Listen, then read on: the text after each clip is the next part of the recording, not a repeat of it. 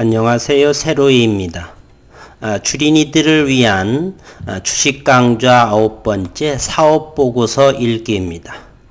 회계사들이 보는 사업보고서 읽기가 아니라 주식을 투자하는 데 있어서 반드시 알아야 될 사항들만 사업보고서를 읽어보도록 하겠습니다. 들어가는 방법은 HTS에서 들어가거나 네이버를 통해서도 들어갈 수가 있습니다. 네이버를 통해서 들어가는 방법은 네이버 금융을 한번 쳐보겠습니다. 네이버 금융을 치시고 이곳으로 들어가서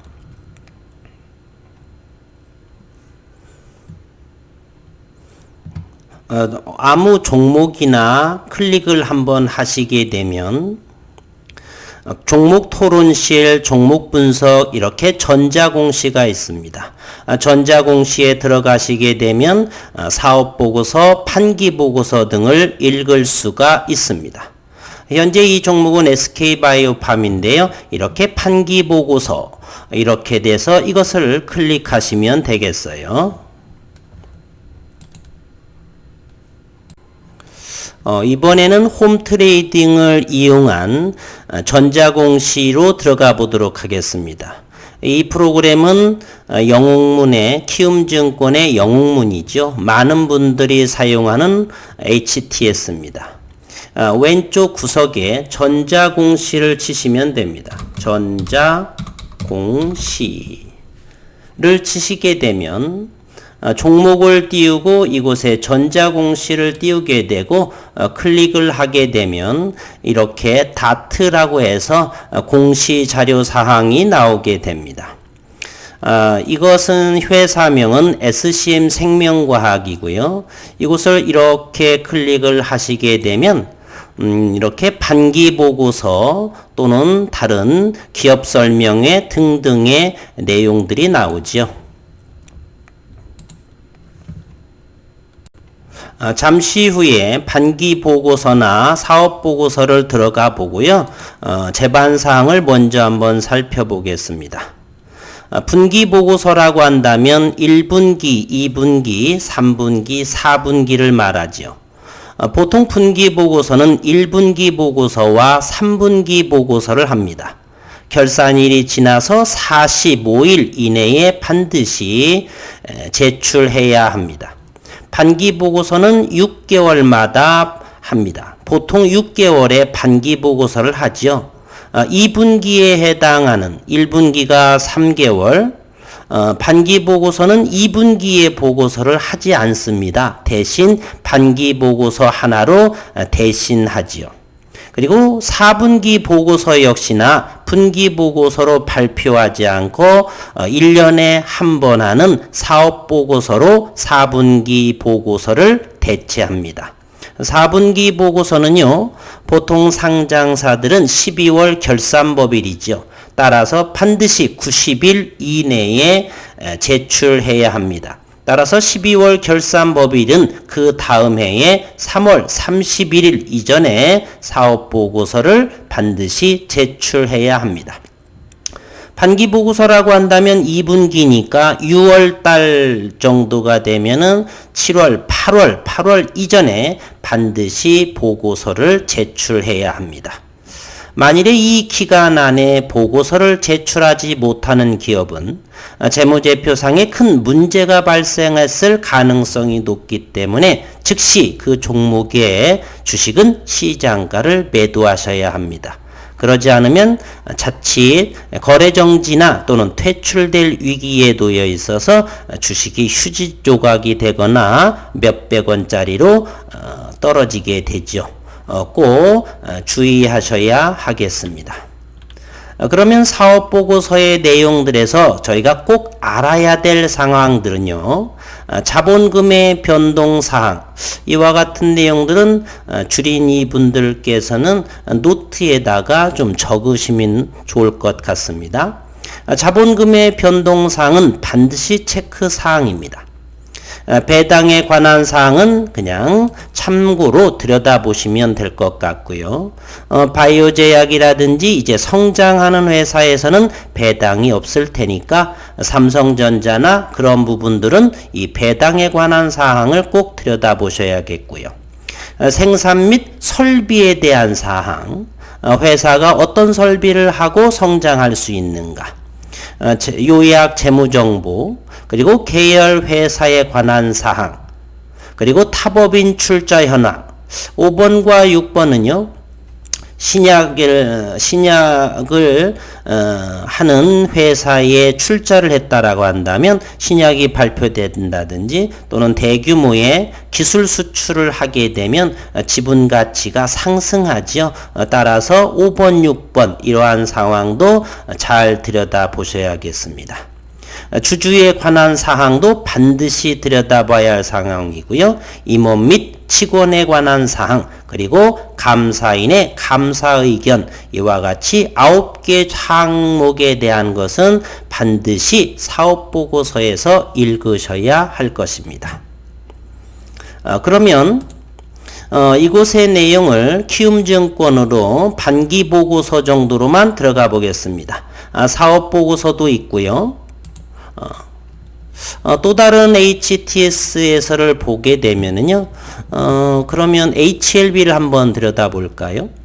HLB는 다른 HTS에서는 여기다가 회사 종목을 마우스를 갖다 놓고 그리고 마우스 오른쪽을 누르게 되면 이와 같이 팝업 창이 뜹니다. 이곳을 쭉 내려가 보시면 금감원 전자공시다 이렇게 나옵니다. 그러면 기업 설명회 또는 이 회사는 8월 14일 1월에서 6월까지 반기 보고서가 나오고요.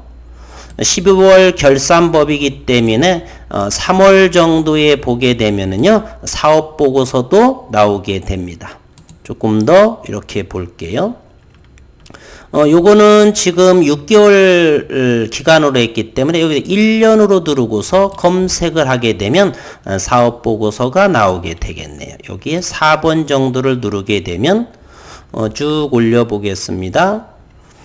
여기에 3월 23일, 그러면 여기 3번을 보겠습니다.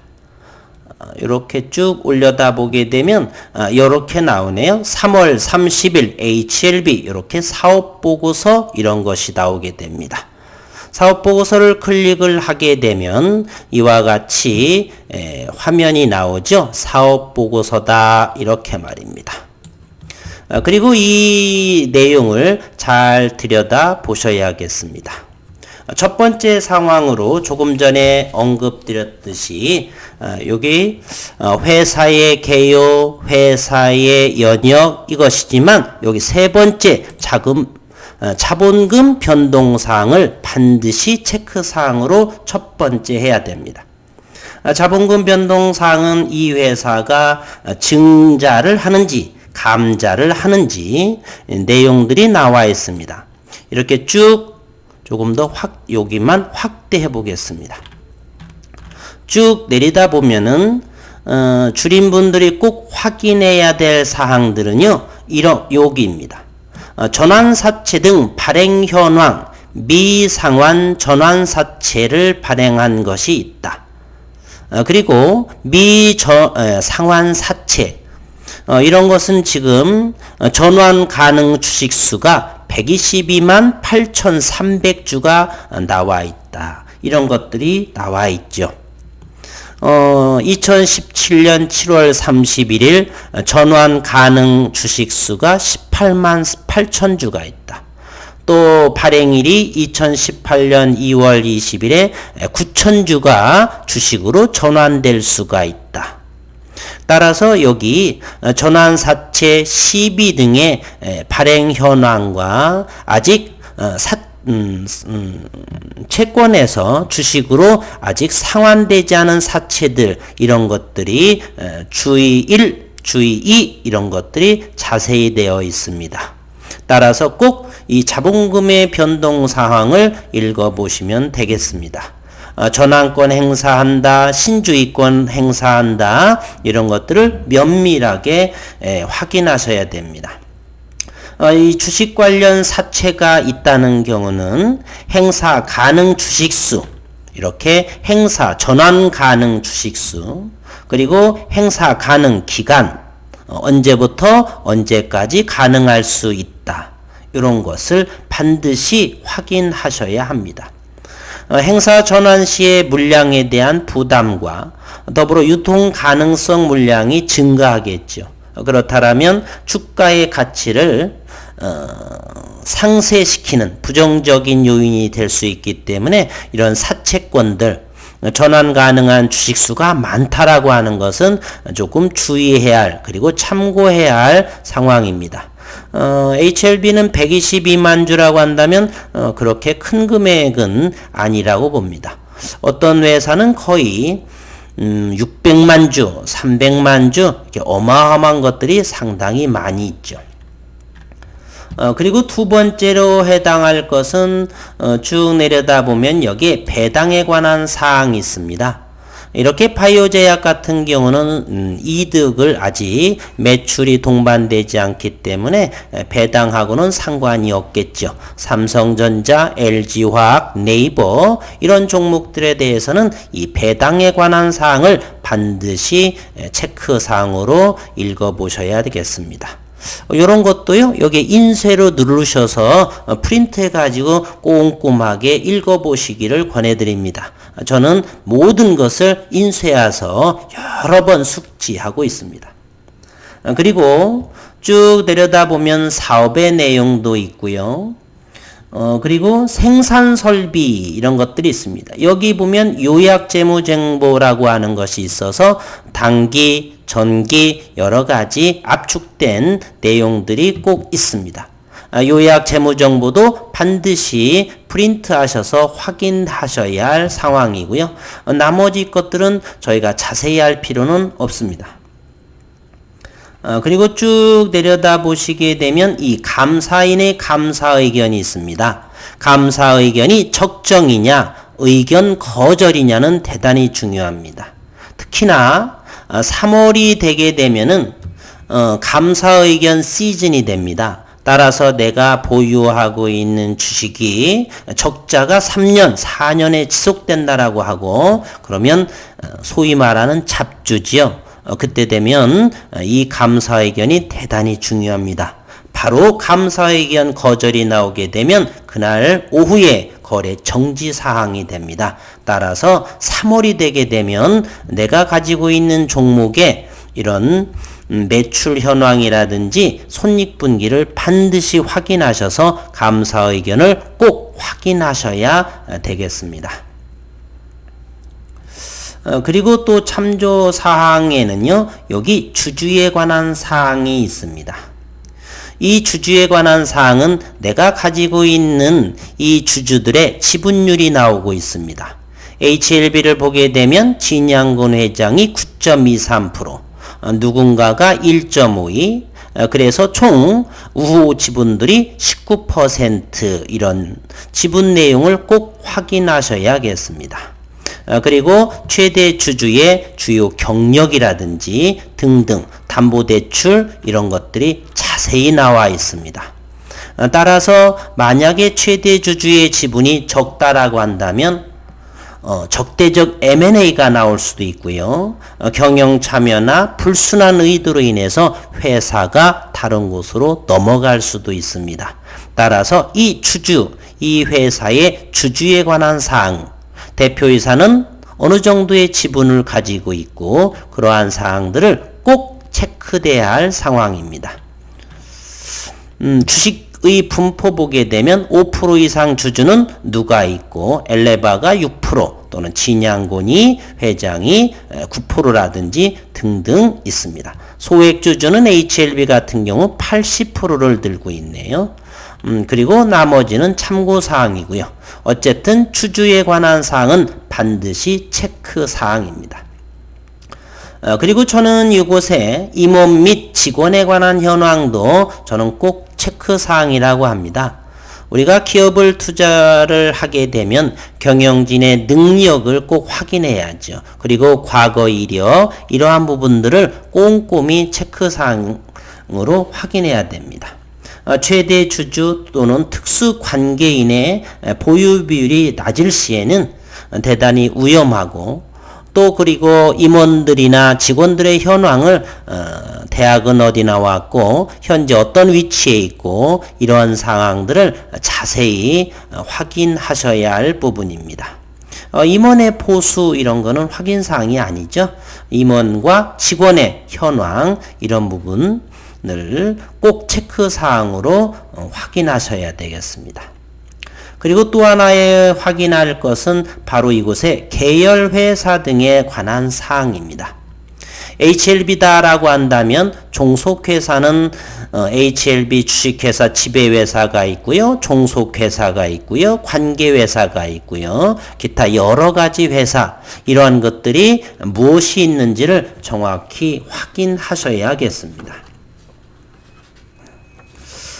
지분율은 어느 정도를 가지고 있는지, 만약에 예를 들어서 자회사들인지 지분을 투자한 이 계열회사가 바이오 관련 업체에 투자했다면 향후 투자한 그 이 업체에서 신약 개발이라든지 또는 대규모 기술 수출 등으로 지분 평가 또는 수혜를 받아서 주식을 상승할 수 있기 때문에 이 계열 회사도 제대로 꼼꼼하게 인쇄 프린트 하셔서 꼼꼼히 체크해 놓으셔야 할 상황입니다.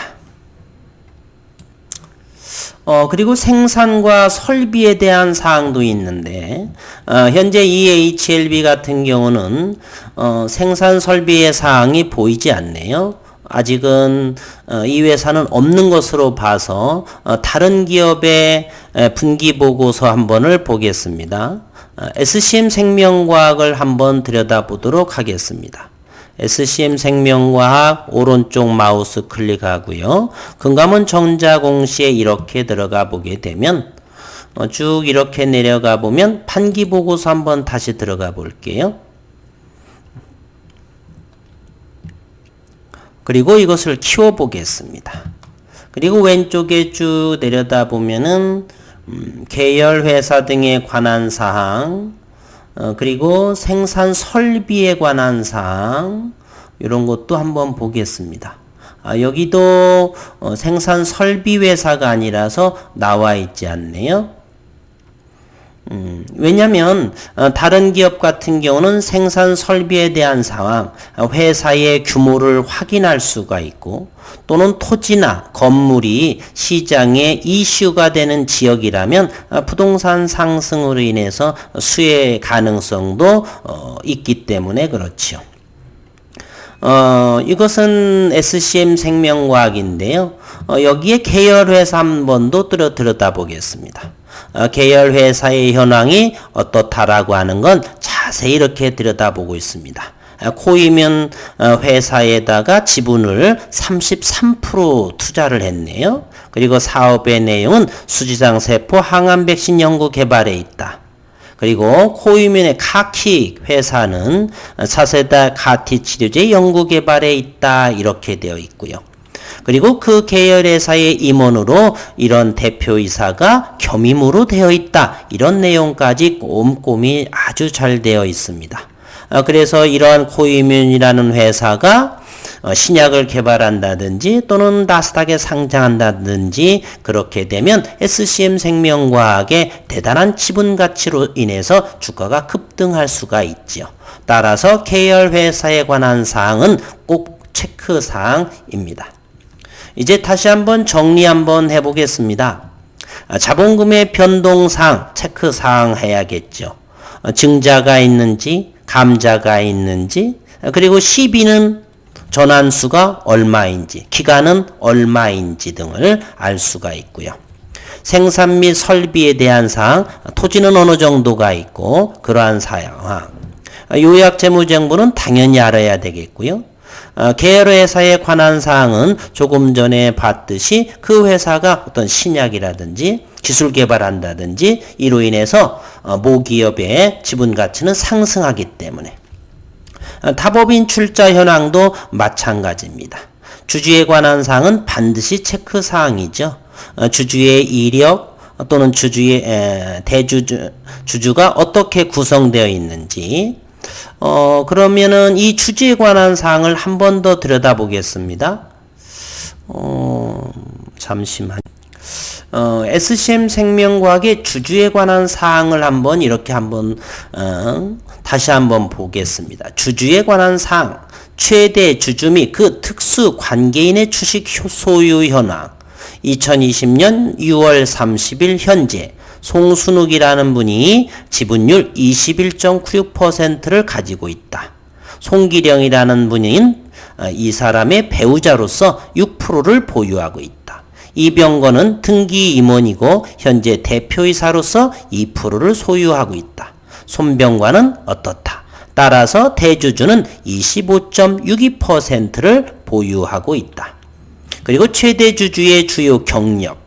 송순욱은 부사장이면서 주요 경력이 이와 같다. 이렇게 주주에 관한 사항이 아주 자세히 들어있어서 이 회사의 기업 분석을 하는 데 있어서 대단히 중요합니다.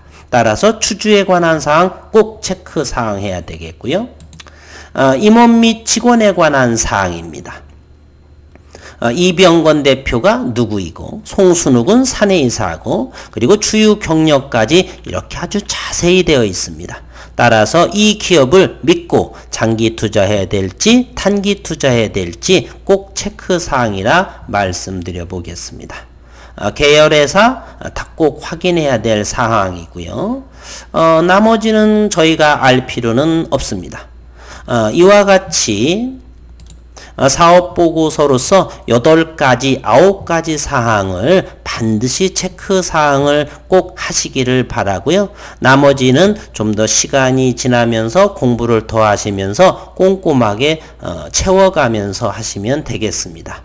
최소한 이 8가지, 9가지는 사업보고서 또는 반기보고서, 분기보고서에 항상 기재되어 있습니다. 이와 같은 것으로 필요한 사업보고서를 읽으시면 아주 출중한 사업보고서를 읽는 것에 해당이 된다. 이렇게 말씀드려 봅니다. 오늘 간만에 줄인 이들 구독자님을 위한 주식강좌 9번째 사업보고서에 대한 이야기였습니다. 모쪼록 많이 공부하셔서 남보다 앞선 그리고 많이 아는 투자자가 되시기를 바라겠습니다. 오늘 또 수고 많으셨습니다.